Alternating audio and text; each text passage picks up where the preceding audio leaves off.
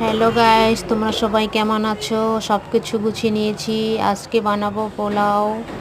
এখানে চাল, চিনি, ঘি দিয়েছি, নিয়ে নিয়েছি।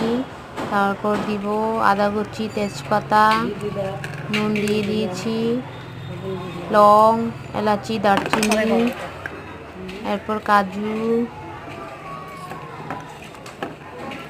লঙ্কা কুচি, কিশমিশ, হলুদটাও দিব।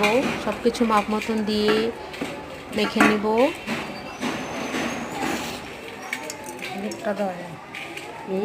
বিকাল পর্যন্ত ওরা দেখে, যদি না আসে তখন আমার মাখা হয়ে গেছে।